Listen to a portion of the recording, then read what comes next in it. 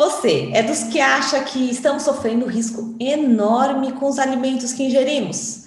Que o Brasil é campeão em uso de defensivos agrícolas e que não temos mais jeito? Bom, eu te convido para assistir a esta aula, que foi o meu papo com o professor Mentem.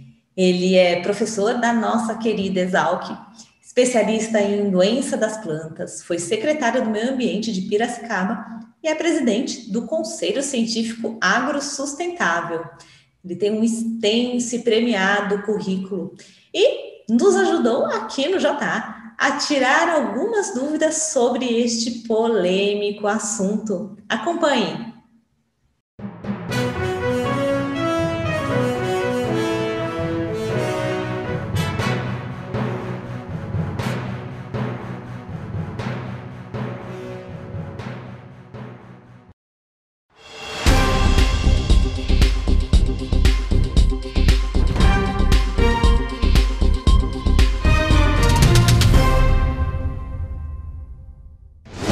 Olá, professor Mentem, que honra tê-lo aqui conosco no JA, um especialista de ponta, que a gente sabe da importância do seu trabalho, extremamente técnico, embasado, e é uma pérola aí da nossa querida Exalc, né? Muito obrigada por estar aqui conosco. Por favor, já que eu já comecei a te apresentar, por favor, fala um pouquinho da sua trajetória, da sua história. É um prazer falar com você, Carol, muito obrigado pelo convite. Espero atender às expectativas. Eu sou filho de produtores rurais, vim estudar aqui, estudei sempre em escolas públicas, fazia engenharia agronômica na Exalc. Foi aqui que eu consegui formar todo o meu conhecimento. A partir daí tive uma trajetória profissional muito legal. Comecei trabalhando no Instituto Agronômico, depois entrei na Embrapa, logo no momento em que a Embrapa estava se formando, em 74. Depois fui para trabalhar com melhoramento de plantas no Centro de Energia Nuclear na Agricultura, já na Universidade de São Paulo, e desde 1985 faço parte da Exalc na área de proteção de plantas. Nesse período aí, tive oportunidade de fazer pós-doutorados, estive estudando em locais de uma agricultura bastante avançada, como na Holanda, em Wageningen, na Dinamarca e, mais recentemente, em Cambridge.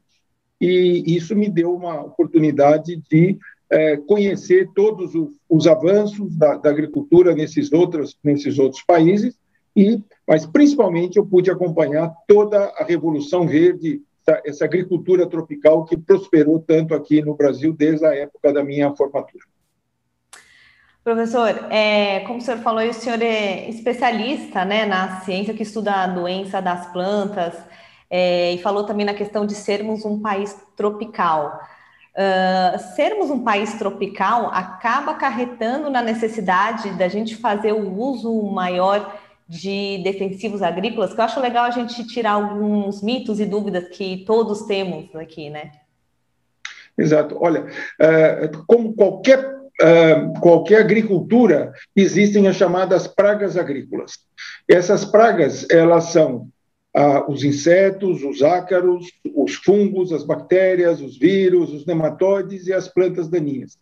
De uma maneira geral, no mundo todo, apesar de todas as medidas que a gente usa para manejar essas pragas, elas ainda causam uma redução na produção de 40%. Ou seja, há necessidade de se manejar bem essas pragas para evitar esses prejuízos para a agricultura e, consequentemente, para a sociedade.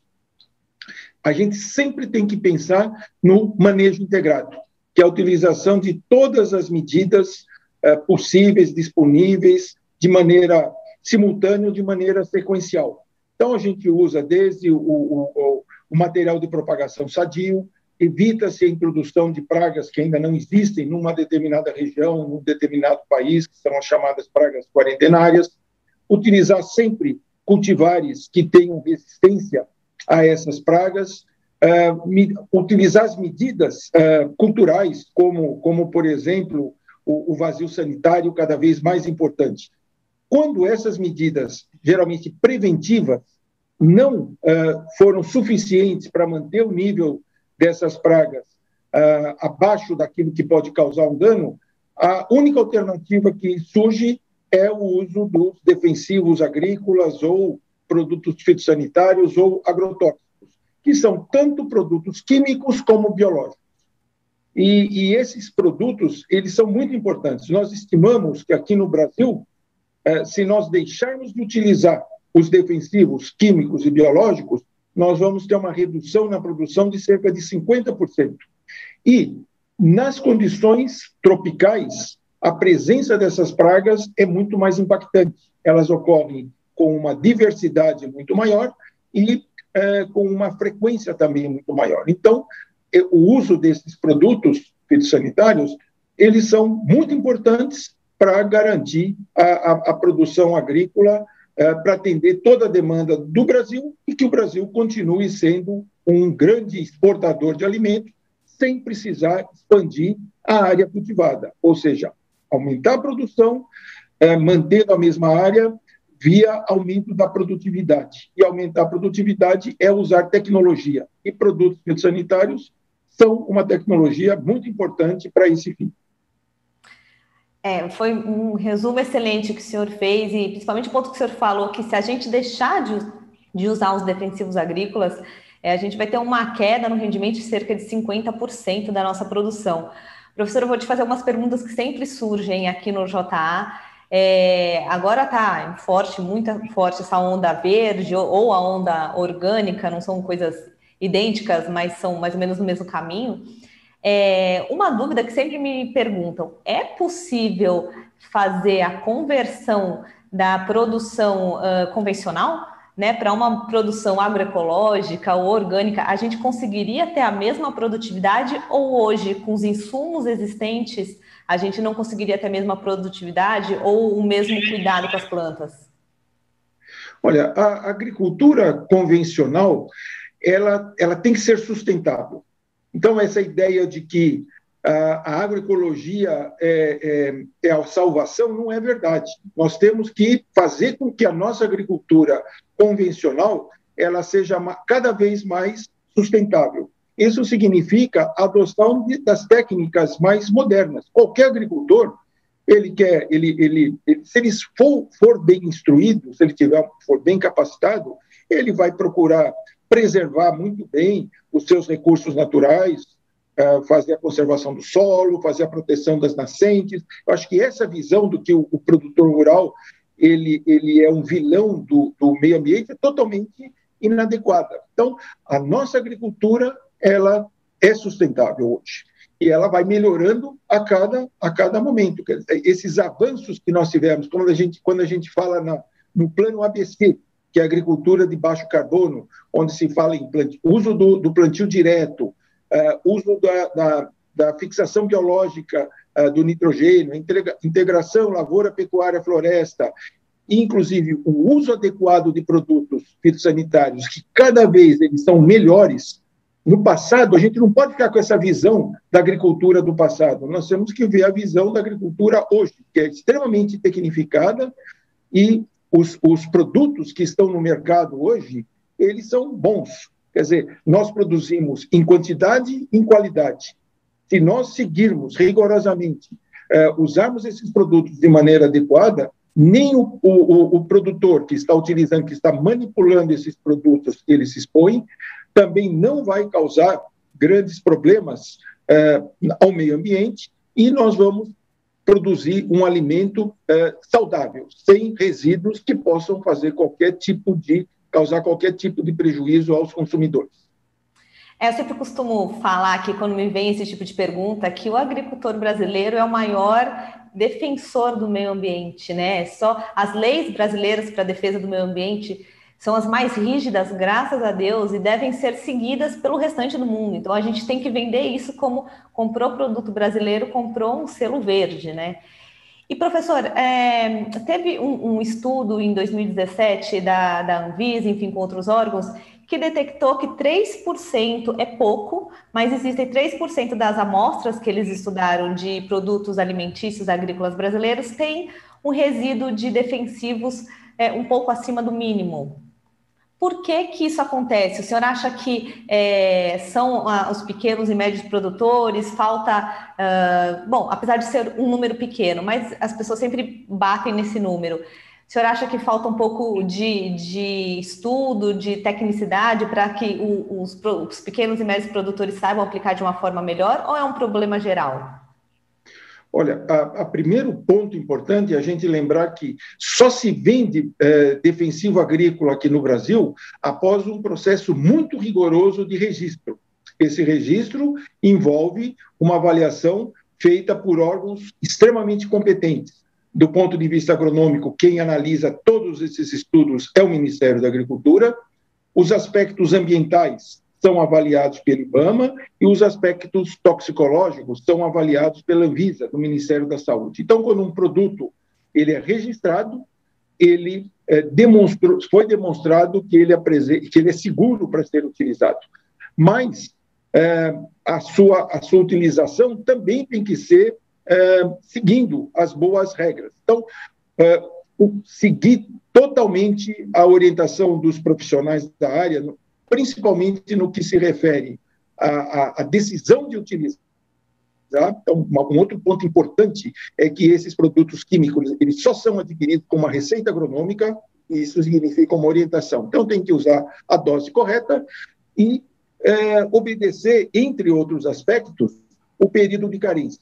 Se nós observarmos esses dois aspectos, certamente não vai haver nenhum tipo de resíduo nesses produtos. Embora, como você chamou a atenção, 3% das amostras com o conteúdo de resíduo acima do limite máximo estabelecido é uma demonstração correta de que os nossos alimentos têm boa qualidade. É importante entender que esse índice, esse limite máximo de resíduo, não significa que se alguém ingerir algum alimento com esse valor acima do estabelecido pela nossa legislação, essa pessoa vai ficar doente ou vai ficar contaminada.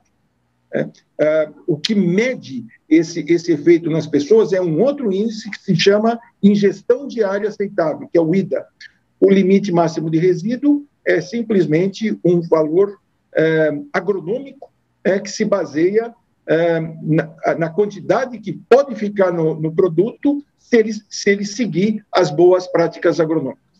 Na realidade, para ver como que às vezes a comunicação vem de forma errada, né? Esse estudo fala isso, fala que lá pequenininho no fim, fala que na verdade 0% das amostras tinham risco realmente para a saúde humana. Então, assim, o título é enorme falando do problema dos defensivos, mas na verdade é um baita do resultado bom que sempre dá para melhorar, é o que eu falo, mas é um resultado que mostra, como o senhor falou aí, que a gente trabalha bem, a gente trabalha direito.